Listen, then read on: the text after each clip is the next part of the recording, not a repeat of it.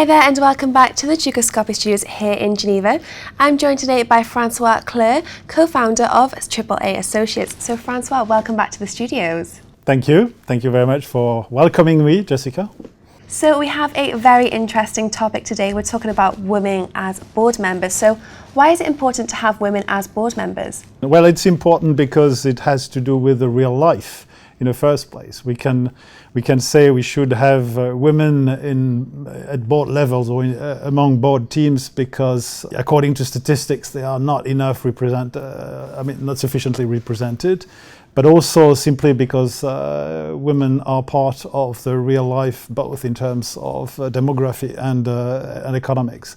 So I think it makes really sense to have a larger representation of women at these high instance of decision and strategy that boards are. And why are there not enough women as board members at present?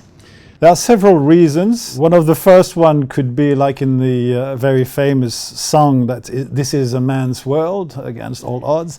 But more seriously, there are a combination of factors. The fact that first, in terms of career and development, we observe that there is a vast majority of male candidates, or I would say men in general are perhaps either appealed or forced to make a career more than women. But there are also a fact that women tend to be perhaps more prudent, cautious, humble in some instances about the career, and hesitant to take on new responsibilities when they perhaps not feel ready to take these responsibilities. So what kind of changes will it bring then accepting more women onto boards? We have here to be very sort of clear and reasonable about the expectations. There are a lot of mythology about this, representation of women among boards.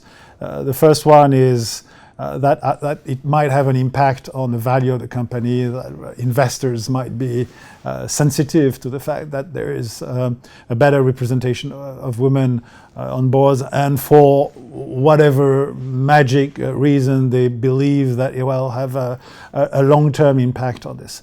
There are also the myth of having, of women having specific competencies or skills or talents that will immediately have an impact and influence on board. I don't believe in these instances, and I don't think, I'm not aware of any particular studies who have, who could have proved that. Having said that, however, I think it is important to realize that, and I think everybody has observed that in professional or private life or social life, the moment you have a woman within a group of men, or vice versa, we're talking about this kind of diversity, the entire behavior changes. It's not the same. And just by this simple effect, it is worth to consider this sort of mix, or the welcoming a diversity of that nature, of gender nature. Just now, what kind of effect? It depends.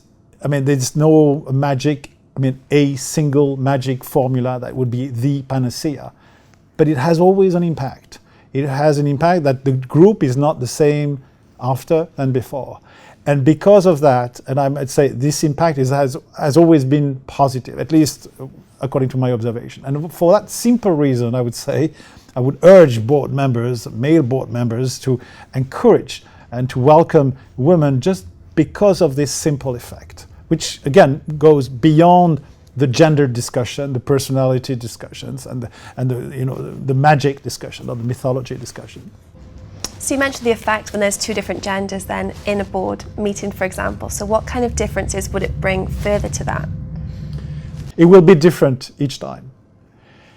But the common denominator for me is because the attitude will change, and especially if you have a male dominant group of people, the arrival of one or two ladies within this group, because the dynamic will change, the whole process will change, and consequently it will have an impact on the way you discuss the topics and ultimately the way you generate a strategy, which is the primary mission of the board.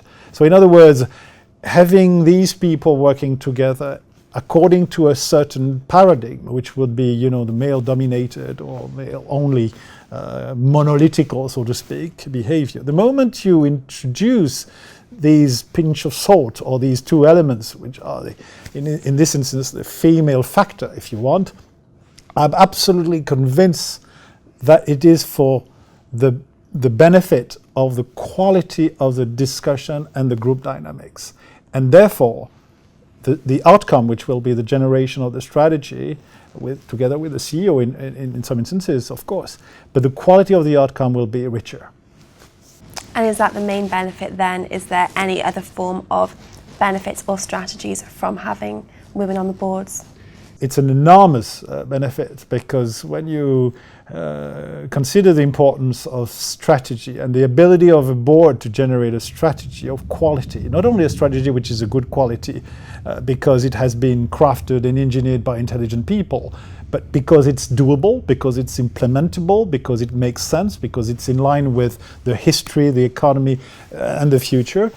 And sometimes to validate this strategy, which has been, again, engineered by intelligent people with a high IQ, sometimes you need a special quality that is probably not very common among the male community, which is humility. And here, without necessarily saying that all women are more humble, humbler than men, I'm not saying that at all. But I think, and this is also based on my observation, that women will not necessarily hesitate to ask the simple question to say, well, does that really make sense? Or, sorry, but this is all well, but I don't understand. And by this simple question, which is, for me, the revelation of a very powerful self-confidence, but in the right sense of the word, but also a humility in action to say, listen, gentlemen, we've done a good work here, but at the end of the day, there's something I don't understand. Can we make sure that I'm convinced? But just by simply asking this question, sometimes you can overcome obstacles. You can solve problems that you haven't seen before, and this I personally have observed in many instances, not necessarily at board level, but for instance in executive committees. Absolutely. Well, thank you so much for coming in today. It was a pleasure talking to you about this interesting topic. My pleasure. Thank you very much, Jessica. Well, that's all that we have time for today, but for all the latest Ducoscopy updates, do keep clicking back. Goodbye for now.